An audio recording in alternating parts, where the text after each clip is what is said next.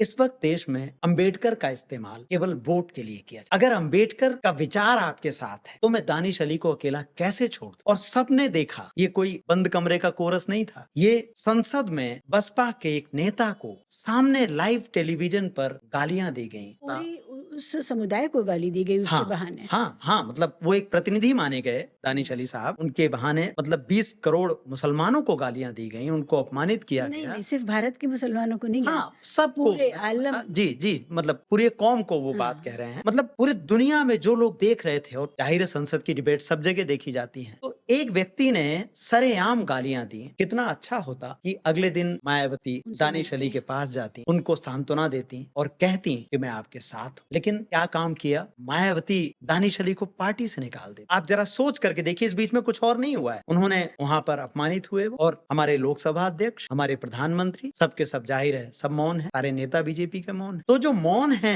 तो बीजेपी का ही खेमा माना जाएगा। और सब हंस भी रहे हैं उनके पीछे। यहाँ हाँ, चांदनी चौक का ही एक बीजेपी का एमपी बैठा था, जो वैसे मुसलमानों के बीच में आता है, हार फूल माला पहनता है, वो बैठा हुआ था, वो खूब खिलखिला के हंस भी रहा था। उसको बुरा नहीं लगा, और मैं कहता हूँ कि उनको तो हंसना ही चाहिए। इसलिए मैं कहता हूँ हंसना चाहिए क्योंकि उनकी सोच सामने आती है, वो हमें दिखती है। वो अट्ठास कि था ना, उनके भीतर अट्टहास है, वो दम्भ है कि हाँ हम आ गए हैं और हम यही करें। उनकी हंसी दरअसल वो जो विधुड़ी का जो एक्ट है ना, उस पर उसकी कहेंगे मोहर है। वो हंसी उसको मुकम्मल करती है कि ये कोई सोच अचानक से नहीं हो गया है, हम यही सोचते हैं। और जब मायावती दानिश अली को निकाल देती है अपनी पार्टी से, तो वो तमाम लोग जो दलित, पिछड़े, मुसलमान वर्षों से मायावती को अपनी आवाज मानते हैं, कैसे कन्विंस होंगे?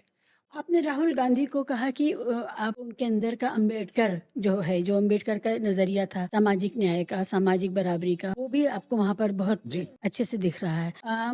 मुझे ध्यान आ रहा है कि लोकसभा में एक व्यक्ति ने, एक मेंबर ने गाली दी पूरी आइडेंटिटी को, और उस पर जो तथाकथित अंबेडकरवादी पार्टी है वो चुप रही। खासकर वो उस पार्टी के दानिश अली साहब की दानिश अली की नेता चुप रही। उन्हें कुछ इसमें परेशानी नहीं हुई कि जिस मुस्लिम वोट से वो इतनी बार मुख्यमंत्री बनी है, तो उनको ये लगा नहीं। क्या आपको लगता है इन्होंने जगह छोड़ दी है? इन लोगों ने जो अंबेडकरवादी थे, आप अठावले को देख रहे हैं, वहाँ पर भी यही हाल है। बहुत सारे ऐसे नेता जो अंबेडकर का झंडा उठाए थे, उन सब ने वो जगह छोड़ दी है या किसी दबाव में आ गए हैं? हुआ क्या है अंबेडकर की विचारधारा को भारतीय राजनीति में? मुझे लगता है कि इसमें सबसे महत्वपूर्ण तो मायावती हैं। उनके पास कांशीराम जी की विरासत थी, और कांशीराम जी ने जो बसपा बनाई, जो पार्टी बनाई, उसे कितनी चुनौतियों के बाद देश में इतनी बड़ी आवाज बनाया गया। उत्तर प्रदेश में 1 बार, 2 बार, 3 बार सरकारें आती हैं, बनती हैं। मायावती कहाँ से वो लेकर के आते हैं और कैसे मायावती देश में आवाज बनती है।